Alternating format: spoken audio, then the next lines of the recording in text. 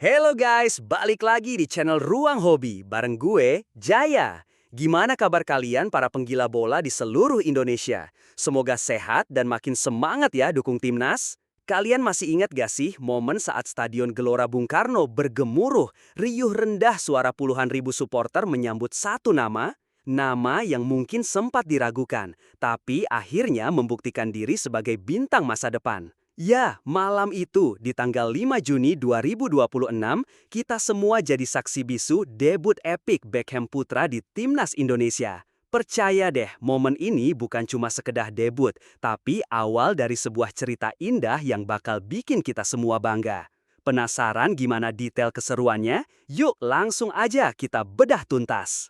Jadi begini guys, malam itu Kamis 5 Juni 2026, Stadion Gelora Bung Karno, Jakarta, jadi saksi bisu laga krusial Timnas Indonesia melawan Cina dalam lanjutan kualifikasi Piala Dunia 2026 Zona Asia putaran ketiga. Atmosfernya gila banget, energi supporter tumpah ruah memenuhi setiap sudut stadion. Di tengah tensi pertandingan yang tinggi, sebuah momen yang paling ditunggu-tunggu pun tiba. Pada menit ke-74, pelatih Timnas Indonesia, Coach Patrick Kluivert, membuat keputusan berani. Ia memasukkan pilar muda kebanggaan Persib Bandung, Beckham Putra Nugraha, untuk menggantikan sang jenderal lapangan tengah, Tom Hai. Begitu nama Beckham Putra diumumkan, GBK langsung meledak. Riuh rendah tepuk tangan dan gemuruh suara para supporter yang menyambut kedatangannya di lapangan benar-benar bikin bulu kuduk berdiri. Kalian bisa bayangin gak sih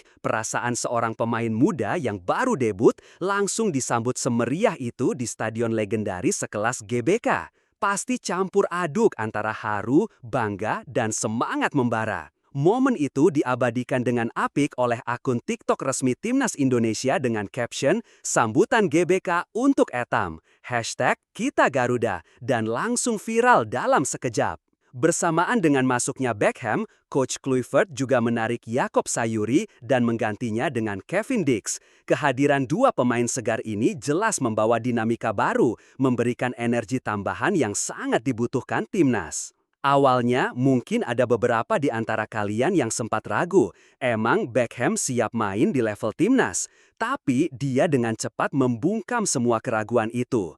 Hanya berselang 4 menit setelah masuk, tepatnya di menit ke-78, Beckham langsung menunjukkan kelasnya. Dia berhasil melepaskan umpan matang dan presisi ke arah Kevin Dix di kotak penalti lawan. Sayangnya, tendangan Kevin masih bisa ditepis oleh kiper Cina, Wang Dalei. Tapi umpan itu guys menunjukkan visi bermain dan ketenangan seorang Beckham di bawah tekanan tinggi. Kontribusi Beckham di sisa pertandingan terbukti sangat penting. Dia berhasil menjaga tempo permainan, memberikan umpan-umpan kunci, dan membantu timnas Indonesia meraih kemenangan tipis 1-0.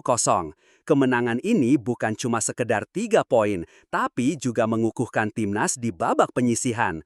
Kebayangkan betapa bangganya kita semua melihat Etam tampil apik di laga debutnya?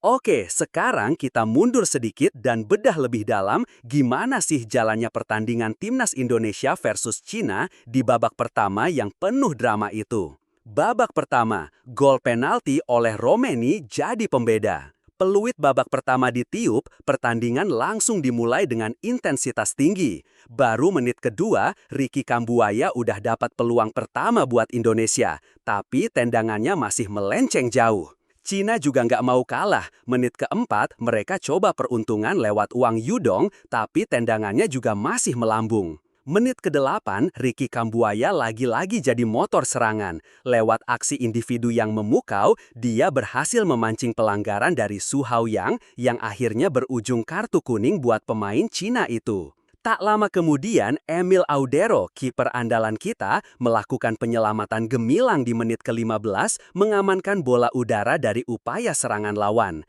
Aksi ini menunjukkan ketenangan Emil di bawah mistar gawang. Kombinasi apik antara Yakob Sayuri dan Egy Maulana di menit ke-19 hampir membuahkan hasil, tapi umpan pendek Egy berhasil dipotong oleh bek Cina. Peluang kembali tercipta untuk Cina pada menit ke-22 melalui sundulan Han Pengfei, namun bola masih melambung tinggi. Di sisi lain, oleh Romeni mendapat 2 peluang emas pada menit ke-25 dan ke-28, tetapi keduanya belum berhasil dikonversi menjadi gol. Sayang banget, padahal udah di depan mata. Nah, momen krusial yang bikin kita semua teriak histeris terjadi pada menit ke-39.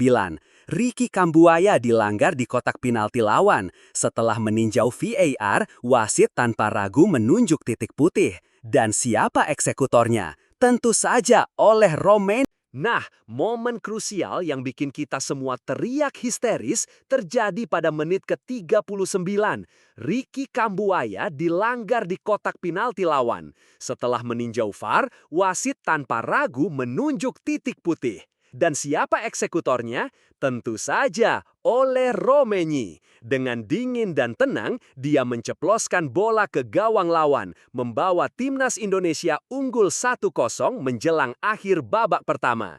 Gemuruh GBK pecah. Kalian bisa dengar sorak-sorai penonton sampai ke rumah kalian kan? Gol ini jadi kunci penting untuk memimpin di babak pertama. Babak kedua, solidnya pertahanan dan debut manis. Memasuki babak kedua, timnas Indonesia tampil lebih agresif. Ricky Kambuaya dan Calvin Verdonk langsung bekerja sama untuk menciptakan peluang di menit-menit awal.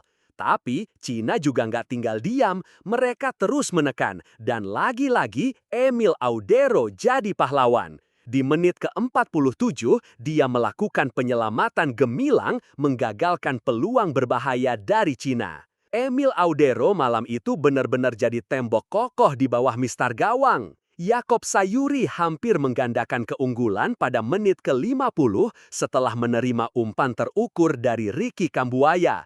Namun, penyelesaian akhirnya berhasil diantisipasi oleh pertahanan lawan. Egy Maulana pun membuang peluang emas pada menit ke-59 ketika tendangannya meleset dari target.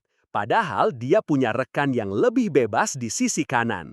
Agak disayangkan sih, tapi namanya juga sepak bola, peluang bisa datang dan pergi. Cina terus memberikan tekanan intens pada menit ke-66, tapi ketangguhan Emil Audero dan solidnya lini belakang timnas berhasil menjaga gawang Indonesia tetap aman. Dan inilah momen yang kita tunggu-tunggu. Di menit ke-72, Coach Kluivert melakukan pergantian pemain krusial. Beckham Putra dan Kevin Dix masuk, menggantikan Tom Hai dan Yakob Sayuri. Dan seperti yang kita bahas di awal, Beckham nyaris mencatatkan assist di menit ke-78, tapi Kevin Dix gagal menyelesaikan peluang tersebut.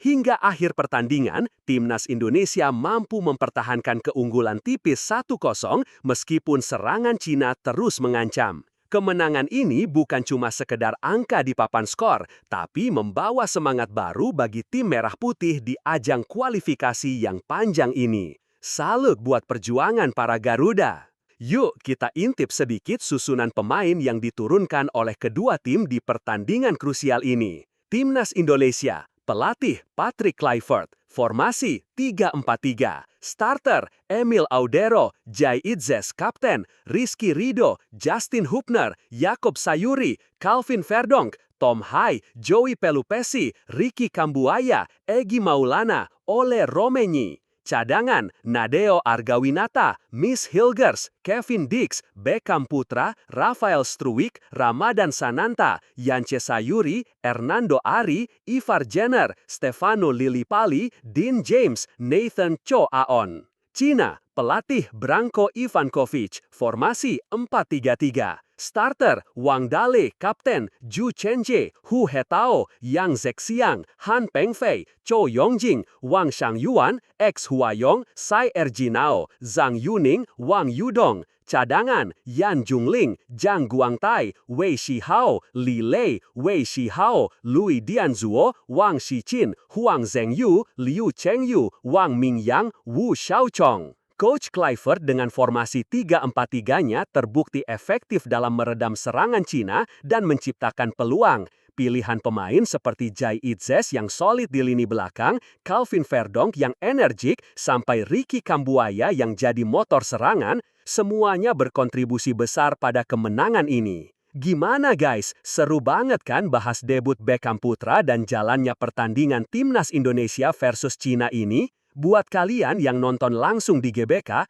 coba ceritain pengalaman kalian di kolom komentar. Atau buat kalian yang nonton di rumah, apa momen paling berkesan menurut kalian?